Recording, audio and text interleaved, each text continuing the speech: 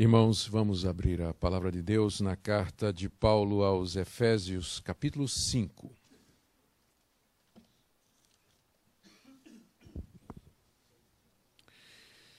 Enquanto vocês estão procurando, quero saudar a todos, agradecer a oportunidade de participar com vocês desse culto de louvor, adoração ao nosso Deus e dizer da nossa alegria de conhecer a primeira aqui de Elizabeth e conhecer novos irmãos, rever alguns que já tínhamos conhecimento. Obrigado mais uma vez por essa oportunidade. Efésios capítulo 5, a partir do verso 18, palavras do apóstolo Paulo. E não vos embriagueis com vinho, no qual há dissolução, mas enchei-vos do Espírito, falando entre vós com salmos, entoando e louvando de coração ao Senhor, com hinos e cânticos espirituais, dando sempre graças por tudo a nosso Deus e Pai, em nome de nosso Senhor Jesus Cristo, sujeitando-vos uns aos outros no temor de Cristo. As mulheres sejam submissas a seu próprio marido, como ao Senhor. Verso 25. Maridos, amai vossa mulher, como também Cristo amou a igreja e a si mesmo se entregou por ela. Capítulo 6, verso 1. Filhos, obedecei a vossos pais no Senhor, pois isto é justo. Verso 4. E vós, pais, não provoqueis vossos filhos a ira, mas criai-os na disciplina e na admoestação do Senhor. Verso 5. Quanto a vós outros servos, obedecei a vosso Senhor segundo a carne, com temor e tremor, na sinceridade do vosso coração como a Cristo. E o verso 9. Vós, senhores, de igual modo procedei para com eles, deixando as ameaças, sabendo que o Senhor, tanto deles como o vosso, está nos céus, e que para com ele não há acepção de pessoas. O foco é o verso 18. Não vos embriagueis com vinho, no qual há dissolução, mas enchei-vos do Espírito. Pedimos, nosso Deus, a iluminação do teu bendito Espírito Santo aos nossos corações e mentes quando nos debruçamos diante da tua santa palavra.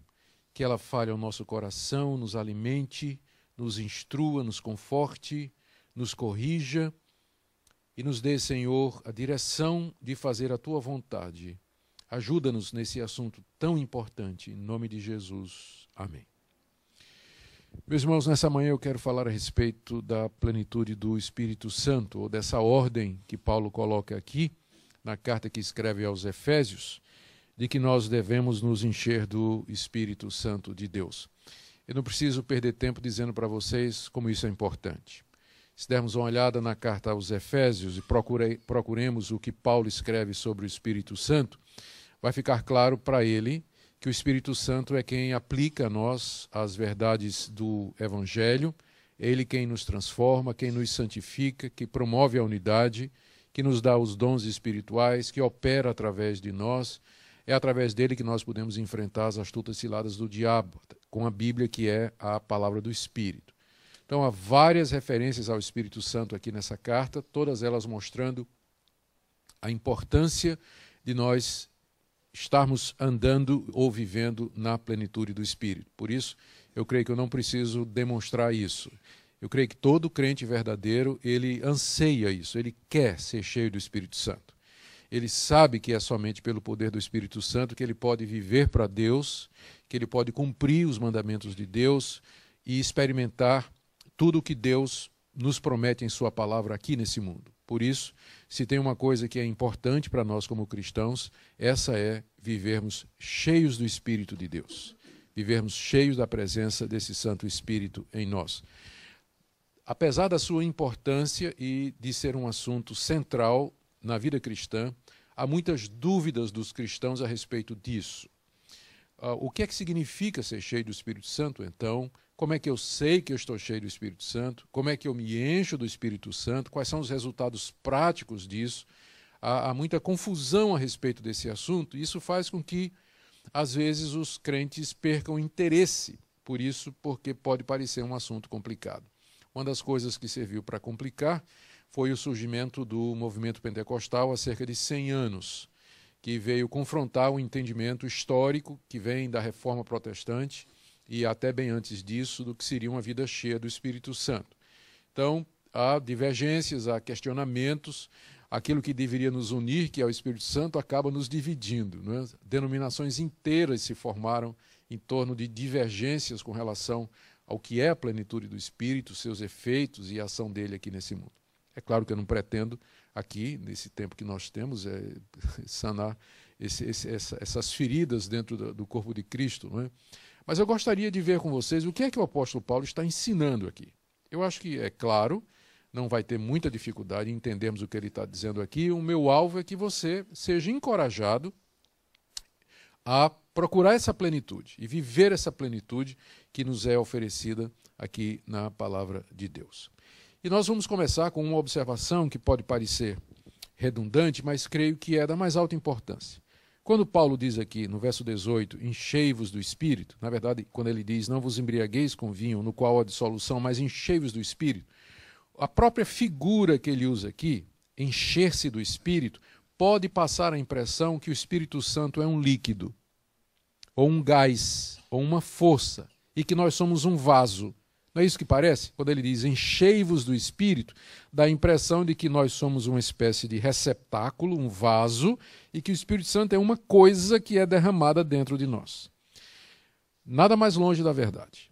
O Espírito Santo não é uma coisa, ele não é uma força, ele não é um gás, ele não é um espírito, não é uma força como a eletricidade, é isso que eu queria dizer, não é alguma coisa que Deus pega e derrama dentro de nós. O Espírito Santo é a terceira pessoa da Trindade.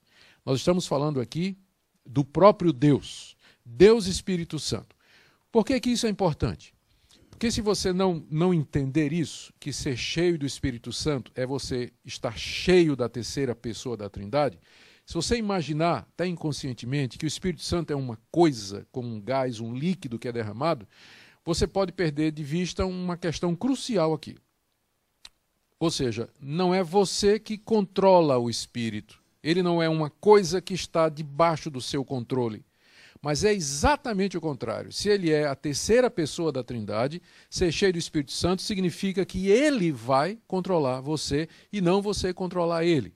Eu estou dizendo isso porque você vai ouvir pregador na televisão tratar o Espírito Santo como ele se fosse uma coisa. Ele vai soprar o Espírito Santo, ele vai girar o paletó e jogar em cima do povo como se fosse o Espírito Santo, ele vai marcar hora para o Espírito Santo fazer cura, fazer sinais e prodígios, como se eles tivessem controle sobre o Espírito Santo e pudessem dizer ao Espírito Santo a hora que o Espírito Santo vai curar, vai agir, fazer sinais e prodígios.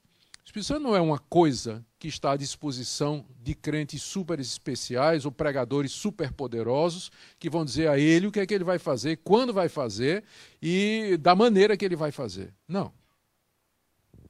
O Espírito Santo é a terceira pessoa da Trindade, ele é Deus. Quem está no controle é ele.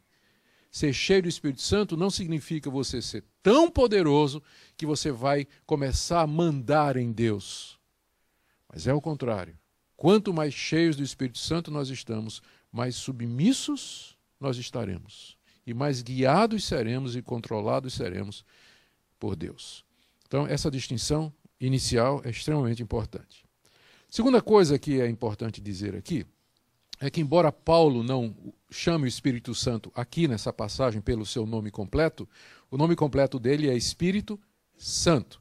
Ele disse apenas enchei-vos do Espírito, mas ele quis dizer enchei-vos do Espírito Santo, porque esse é o nome.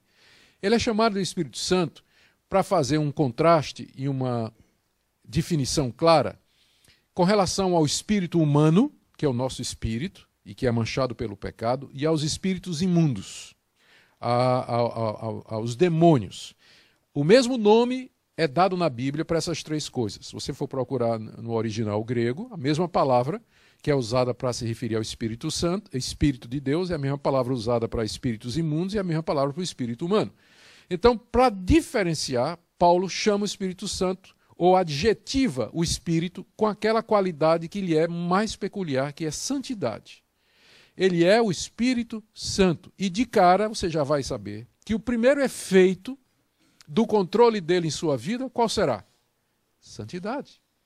Eu sei que tem muita gente que vai dizer que se o Espírito Santo encher você, você vai sentir um monte de coisa e vai ver um monte de coisa e vai fazer um monte de coisa. Não vai faltar pregador dizendo isso para você.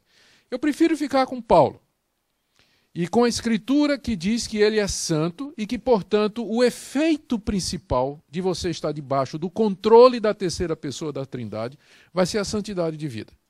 Pode acontecer experiências? Pode.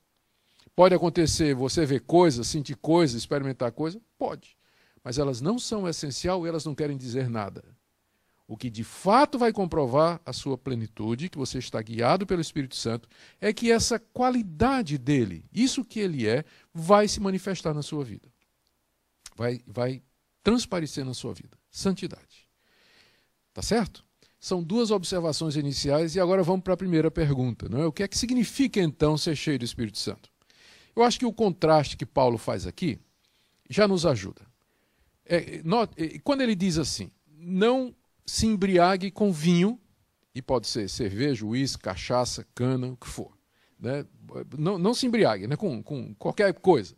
Quando ele diz, não vos embriagueis com vinho, mas enchei-vos do Espírito Santo, ele está fazendo um contraste entre uma pessoa que está cheia de álcool, de vinho, e uma pessoa que está cheia do Espírito Santo. Mas esse contraste ele só pode ser válido se tiver um ponto de comparação. Que a gente sabe disso, né? Não adianta você comparar ou fazer um contraste entre o carro e uma maçã.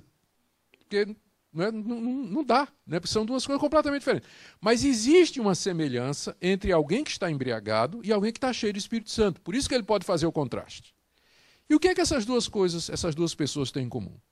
O que é uma pessoa que está embriagada? É uma pessoa que bebeu tanto que o álcool subiu até a sua cabeça e influenciou de tal maneira que os seus pensamentos, ações, reações, decisões, sentimentos, todos estão afetados pelo álcool. A ponto de que uma pessoa que está muito embriagada, ela às vezes nem lembra o que é que ela fez quando vem a ressaca, né?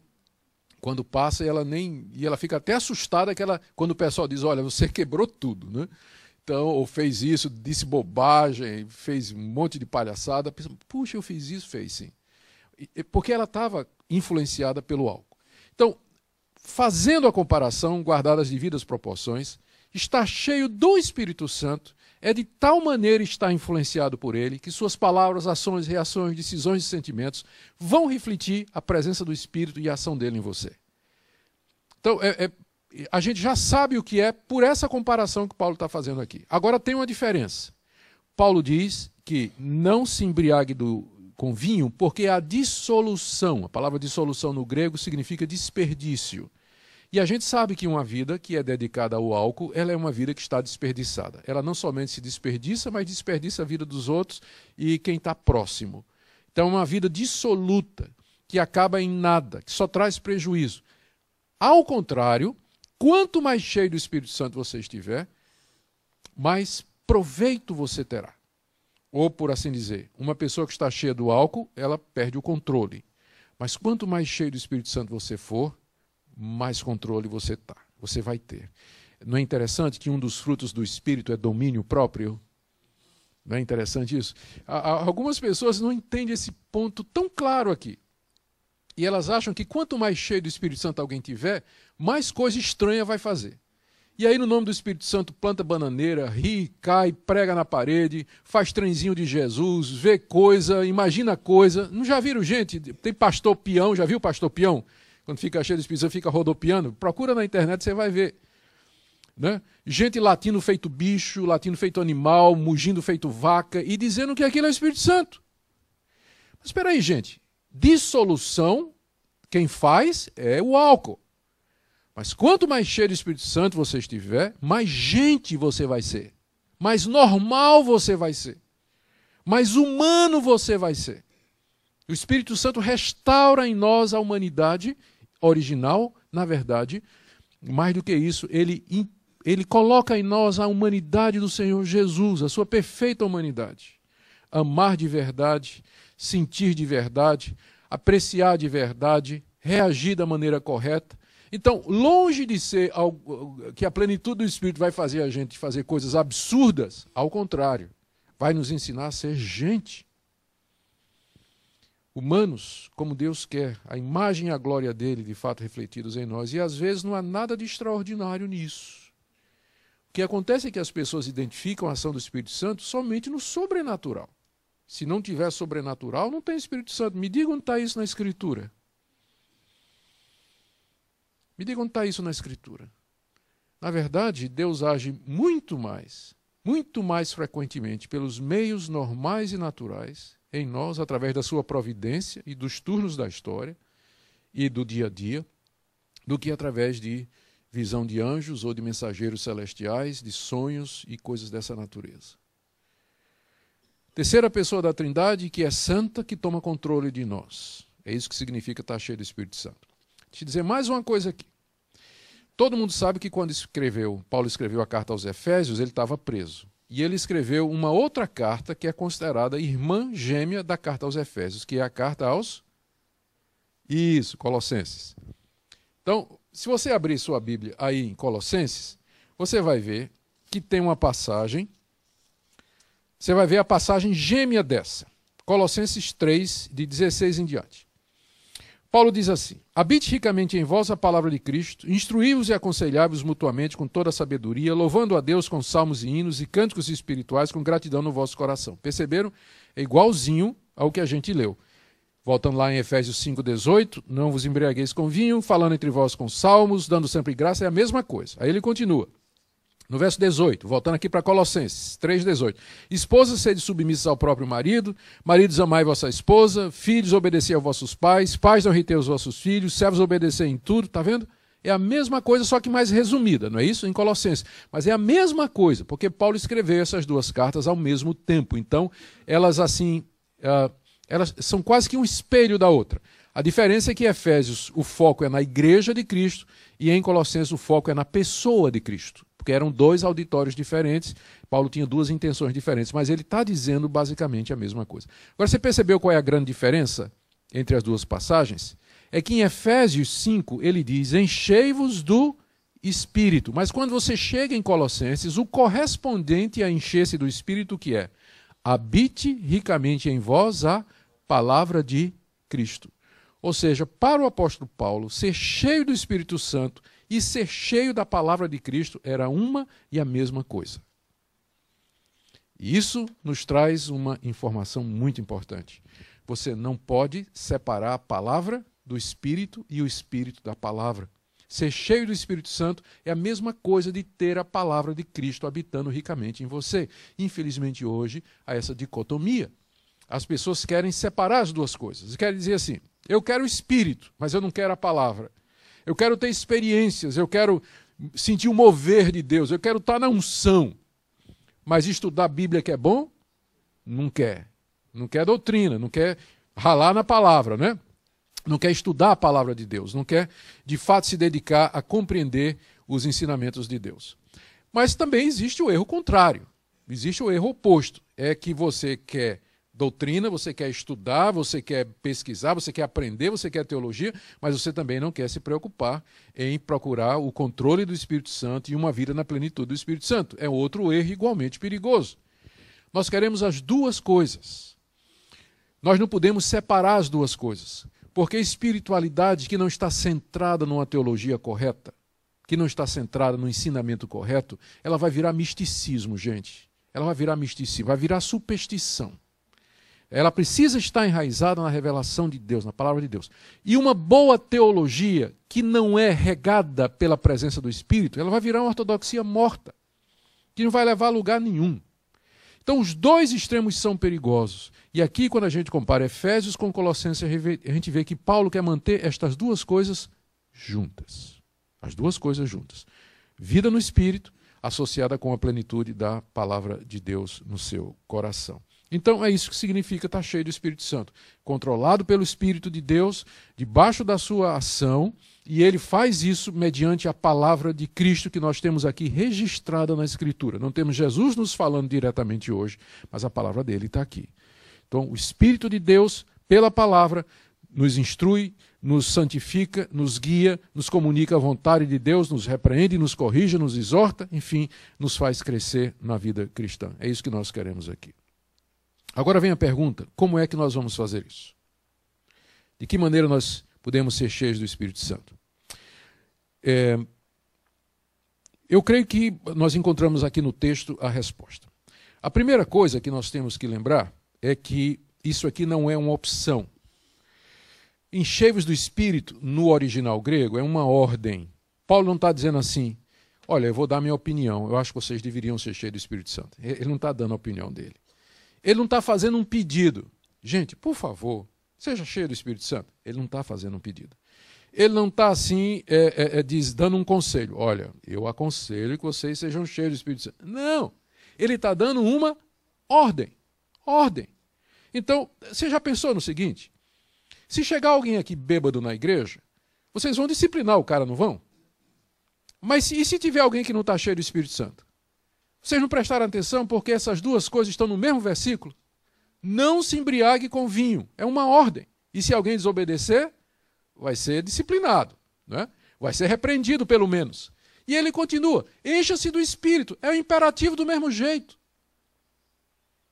Então, da mesma forma que é pecado você ficar cheio de vinho e se embriagar, é pecado se você não estiver cheio do Espírito Santo. Então, não é uma opção para o crente, mas é o seu estilo de vida. É assim que ele deve viver, cheio do Espírito Santo. Se ele não estiver, então, de fato, ele está pecando tanto quanto se ele estivesse cheio de vinho ou qualquer outra coisa que substitua. Não é interessante? Segunda coisa aqui sobre o como é que, além de ser uma ordem, ou seja, isso aqui é uma coisa que você tem que fazer. Não é uma coisa que você pode deixar para amanhã, mas isso aqui é hoje. Além de ser uma ordem de Deus, o imperativo aqui, ele está numa forma, num tempo do verbo grego, que podia ser traduzido assim, encha-se continuamente do Espírito Santo. Então, a ideia não é de você buscar uma experiência, um ponto que você possa determinar, e dele você beber várias semanas em seguida. Não, mas é alguma coisa diária como um maná. O maná caía só para aquele dia. E se você colher esse maná hoje e guardasse para o dia seguinte, ele ficava podre e cheio de bicho, não servia. Então, é todo dia que você tem que buscar a plenitude do Espírito Santo. Todo dia você tem que se encher do Espírito. É o que está dizendo aqui, seja continuamente cheio do Espírito Santo. O que torna isso mais interessante é que 3 anos antes disso aqui, quando Paulo esteve na cidade de Éfeso pregando o Evangelho, teve um grande avivamento espiritual na cidade. Está lá no livro de Atos. Paulo pregou o Evangelho, quando chegou lá encontrou 12 discípulos de João Batista, que não tinham nem ouvido falar do que era o Espírito Santo.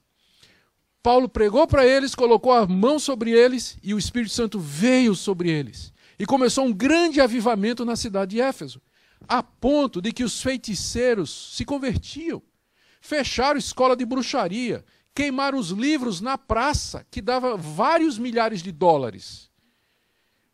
Diz lá o texto que Deus, pelas mãos de Paulo, fazia milagres extraordinários. E é a única vez no Novo Testamento que aparece essa expressão extraordinário associada a milagre. Não era só milagre, era milagre extraordinário. Diz que até a roupa de Paulo era levada e onde tocava, expelia demônios e curava doentes. Paulo não fez isso em nenhum outro lugar, só na cidade de Éfeso. Era uma cidade, essa igreja aqui, ela nasceu debaixo de um grande avivamento espiritual. 3 anos depois, Paulo escreve essa carta e diz para os crentes que tinham experimentado tudo aquilo, encha-se todo dia do Espírito Santo. É como se ele dissesse, eu sei que vocês experimentaram há 3 anos atrás, mas crente não, igreja não é museu, a gente não vive de passado. Vocês têm que estar cheios do Espírito Santo hoje, graças a Deus pelas suas experiências passadas, pelo que você sentiu, pelo que você viveu. Amém. Mas a pergunta é, você está cheio hoje? Está cheio agora? Essa é que é a pergunta. Não é interessante que essa ordem foi dada exatamente para a igreja que teve uma experiência extraordinária com o Espírito Santo? E 3 anos depois, Paulo diz, não tem que viver do passado. Encha-se sempre, continuamente, do Espírito de Deus. Terceira coisa, sobre como ser cheio. Nós temos que primeiro resolver o problema do vinho. Não dá para falar em ser cheio do Espírito sem resolver primeiro o problema do vinho. Porque não é essa a sequência? Não se embriague com vinho, mas seja cheio do Espírito Santo. O que Paulo está dizendo é, ou você está cheio de vinho, ou você está cheio do Espírito Santo. Você não pode estar cheio das duas coisas ao mesmo tempo. Então, para que eu seja cheio do Espírito Santo, eu primeiro tenho que me esvaziar daquilo que está impedindo que ele tome conta de mim, que ele me encha. Você não pode ser cheio de duas coisas. Você não pode servir a dois senhores se quiser usar a linguagem de Jesus nos evangelhos. Então, ou você está cheio de vinho, ou você está cheio do Espírito Santo. Claro, troca aí a palavra vinho por sexo, dinheiro, amor próprio, mágoa, vingança, ódio, ressentimento. O que é que enche a sua vida? Você não pode estar cheio do Espírito Santo e de erotismo malicioso, pornográfico ao mesmo tempo. Você não pode estar cheio do Espírito Santo e de mágoa, ressentimento e desejo de vingança ao mesmo tempo. Você não pode estar cheio do Espírito Santo e de amor ao dinheiro ao mesmo tempo. Então, não se embriague com vinho, mas se encha do Espírito Santo. Primeiro a gente tem que resolver o problema do pecado. Não é isso? Para poder ser cheio do Espírito Santo. Eu acho que é lógico, né? Para ser cheio do Espírito, você primeiro tem que estar vazio, né? Como é que o Espírito Santo vai lhe encher se você já está cheio? Então, primeiro tem que haver esse esvaziamento.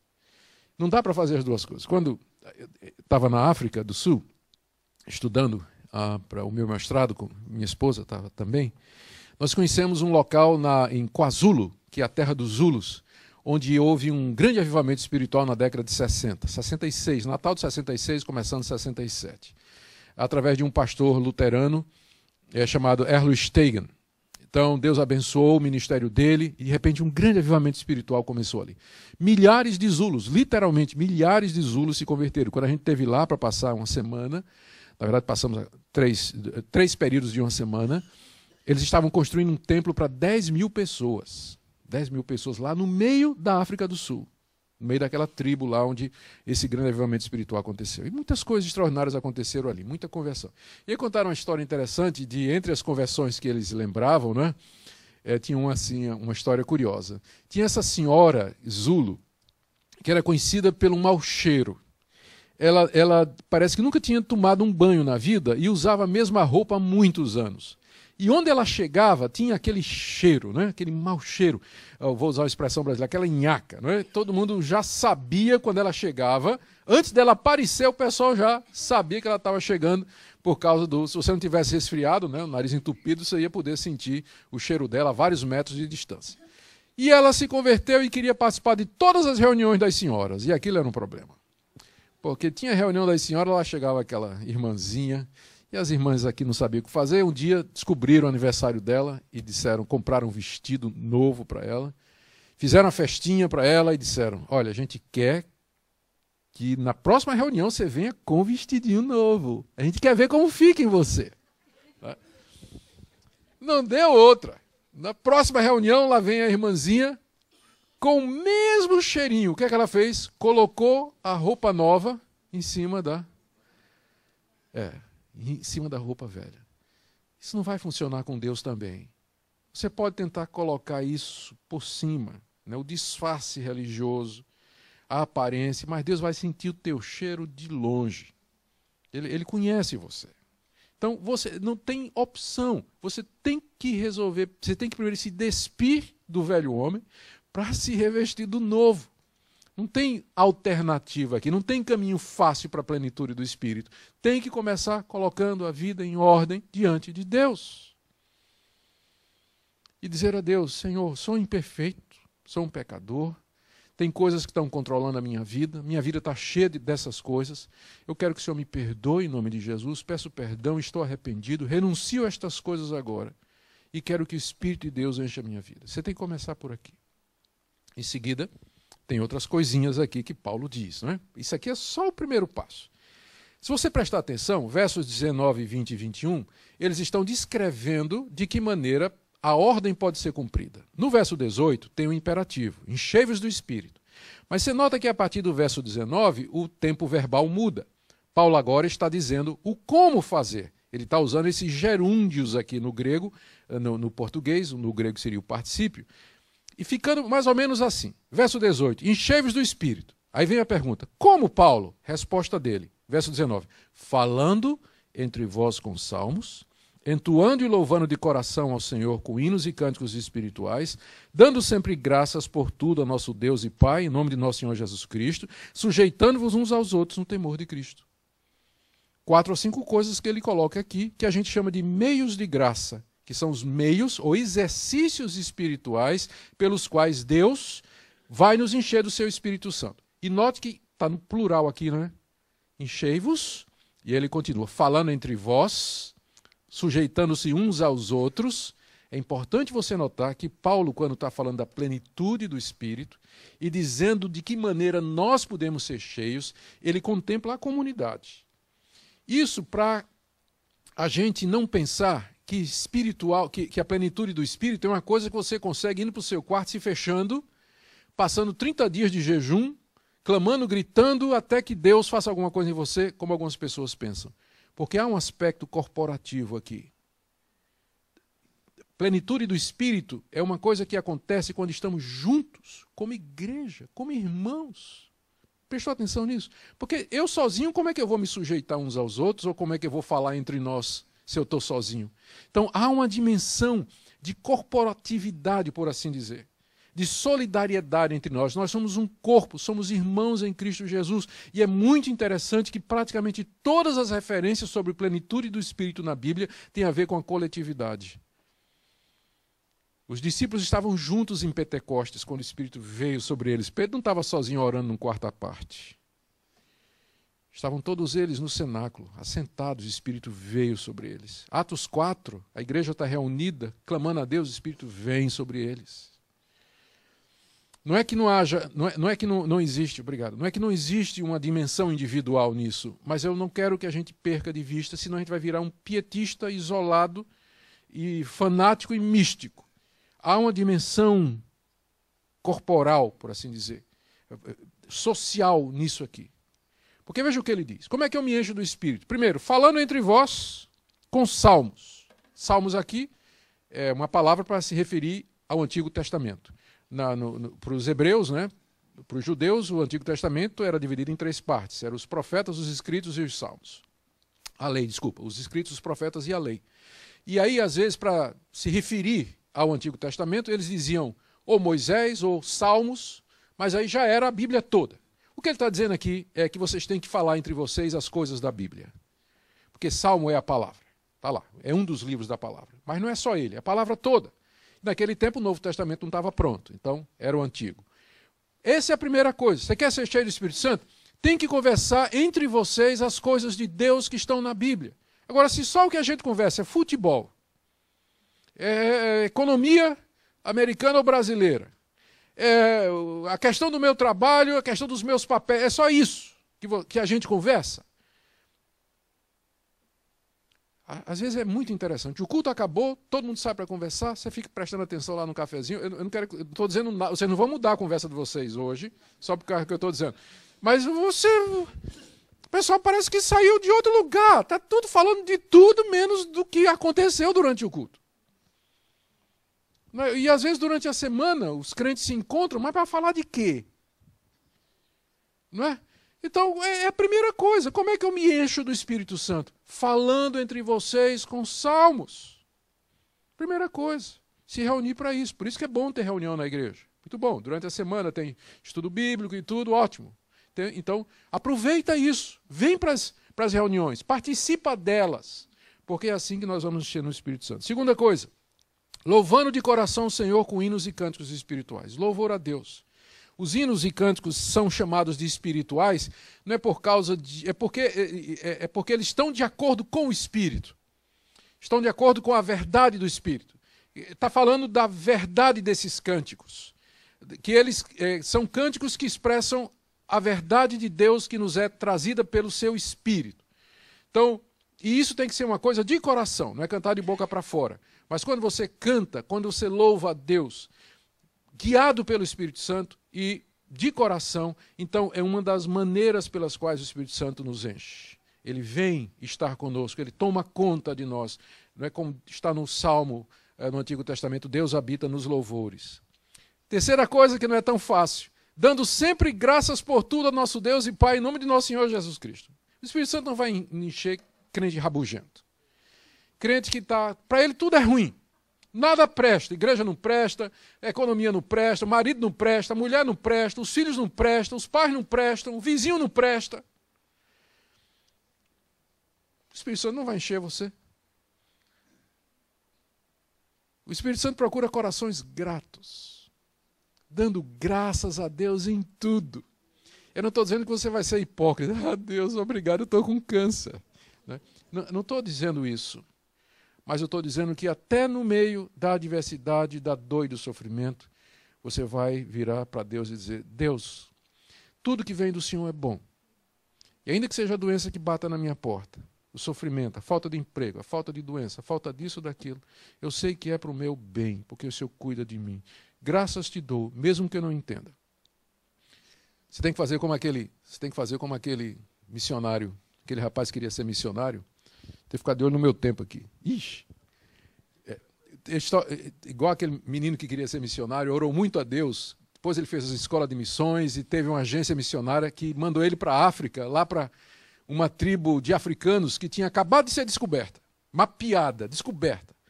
Então precisava de um missionário. Aí ele atravessou a África, uma dificuldade, né, pântano, floresta, bicho, deserto. Finalmente ele chega lá no meio da selva e quando ele abre os olhos, está no meio da tribo. Que ele presta atenção, era uma tribo de canibais, antropófago, comedor de carne humana. Ele se vira para correr, o pessoal pega. Aí, próxima cena, o missionário amarrado numa estaca, no meio do terreiro, lá. Na frente dele o fogo, com a panela desse tamanho, a água borbulhando, e o cozinheiro da tribo descascando verdura com a faca desse tamanho, olhando para ele, né? Então, ninguém tem dúvida do cardápio.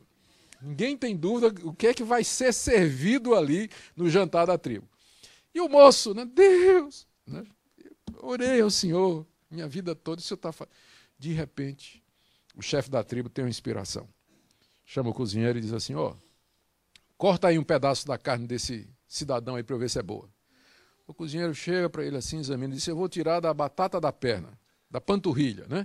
Aí pega a peixeira e corta a batata da perna e traz para o chefe. Aí o chefe morde. Que coisa ruim! Nunca vi uma carne tão ruim. A carne desse homem não presta, solta ele. Próxima cena, o missionário correndo no meio do mato, né, voltando para casa e dizendo a Deus, Senhor, agora eu sei porque é que o Senhor me deu essa perna de borracha. Pode ser que quando ele teve o acidente, ele não sabia o motivo, né? Mas agora, anos depois, então, em tudo, dai graças. Você pode não entender o que está acontecendo, mas pode ter certeza de uma coisa, Deus sabe. Deus sabe o que faz, a gente é que não sabe o que diz, né? Mas Deus sabe o que faz. Então, a condição para a plenitude é essa aqui, dando sempre graças por tudo a nosso Deus e Pai. E agora eu chego naquela que é a mais difícil de todas, não é? De todas essas coisas que Paulo diz aqui. Sujeitando-vos uns aos outros no temor de Cristo. Sujeitar-se mutuamente, sujeitar-se mutuamente. E em seguida, Paulo explica o que ele quer dizer com sujeição.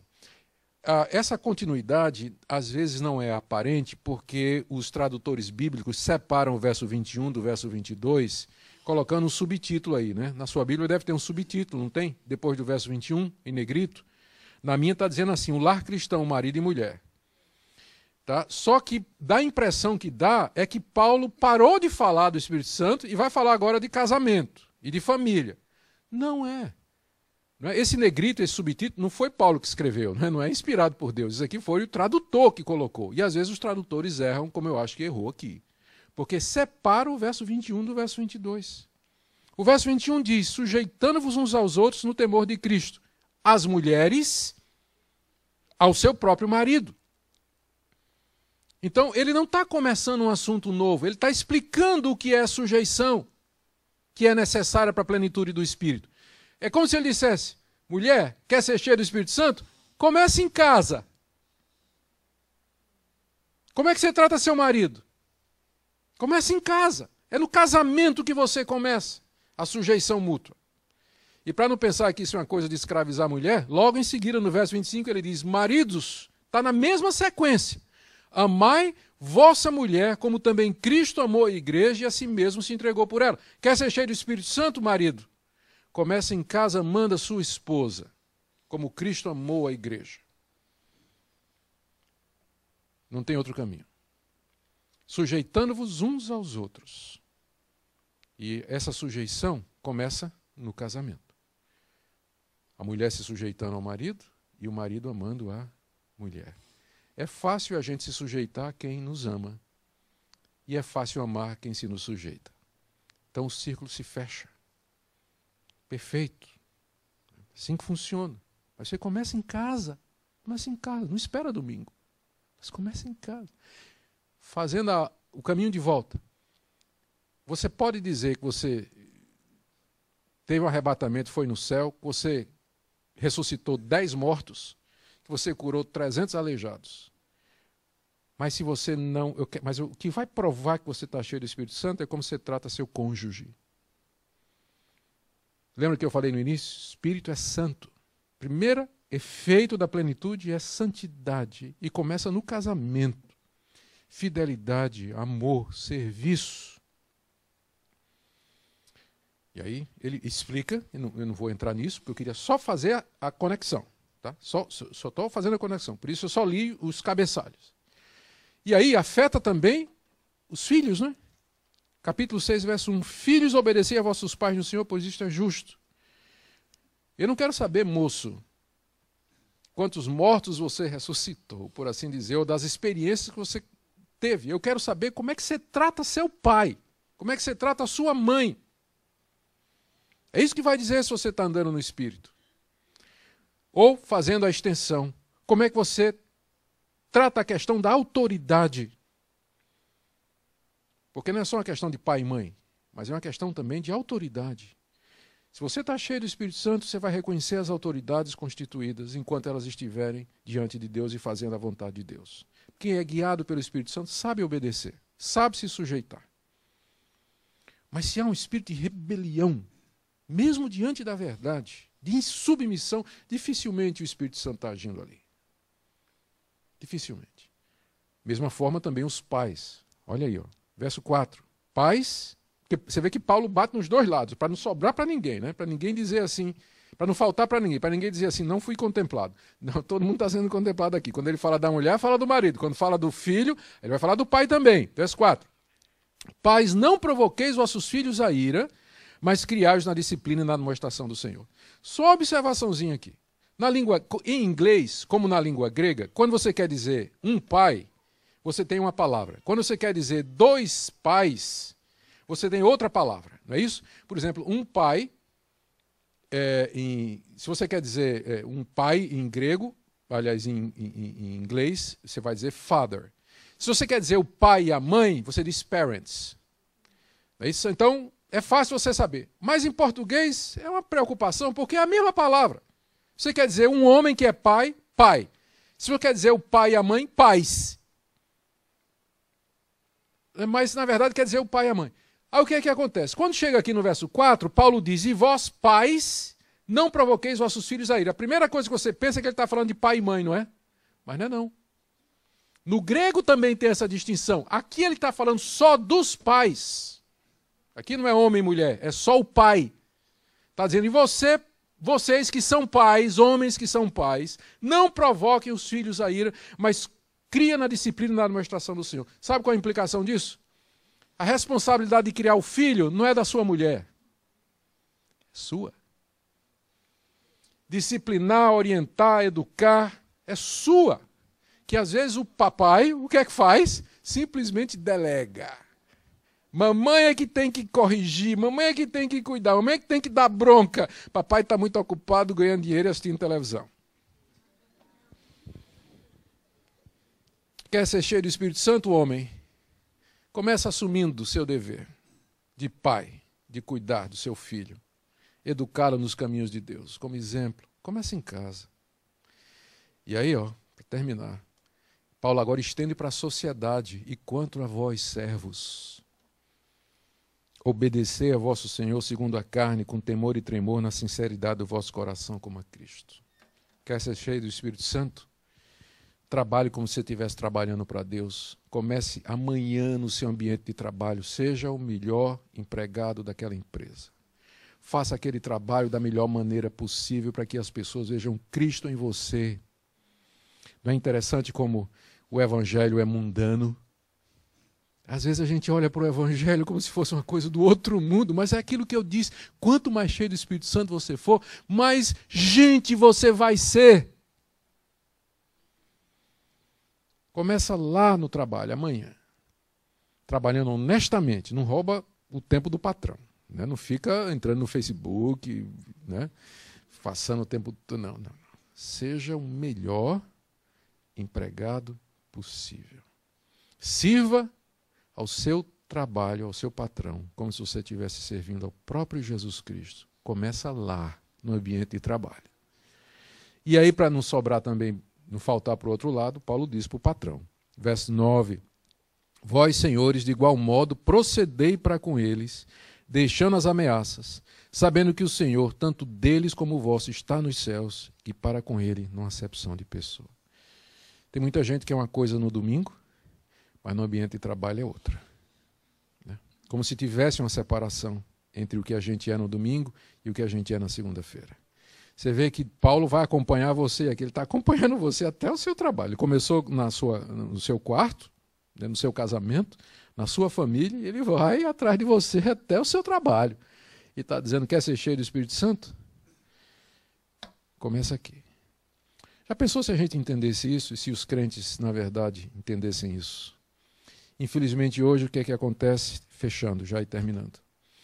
Nas sociedades influenciadas pelo materialismo, humanismo e secularização. É que cada vez mais religião é uma coisa particular que se faz dentro dos templos. E os cristãos estão com medo de assumirem a postura cristã, a verdade cristã, em todas as áreas da vida. O cristianismo está sendo empurrado para fora da arena pública, por causa de leis que são passadas, de políticas que intencionalmente querem tirar isso que foi a base dessa grande nação e que fez com que esse país é o que é hoje. São tempos difíceis. No Brasil também. Está ficando cada vez mais. Semana passada, PL 122 quase que passa. É aquela famosa lei da homofobia, né, que vai botar uma mordaça nas igrejas brasileiras. Então, não passou. Na verdade, sentiram que não ia passar, tiraram de pauta. Mas vão voltar à tentativa. Mas o desafio é esse, a quem nós vamos seguir e a quem vamos obedecer.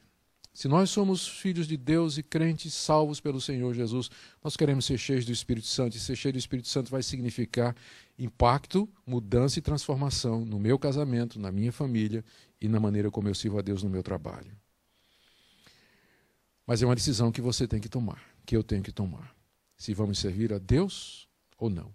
E eu espero que todos nós possamos dizer como Josué, vocês sirvam quem vocês quiserem, mas eu e minha casa serviremos ao Senhor. Amém? Deus querido, obrigado por esse tempo juntos, obrigado por tua palavra que nos ensina, enche-nos do teu Espírito, enche-nos do teu Espírito, para que nós vivamos aqui nesse mundo de acordo com o teu querer. Perdoa os nossos pecados, ó Deus, limpa-nos completamente, dê que não haja outra coisa em nós, senão o desejo profundo de viver para a tua glória.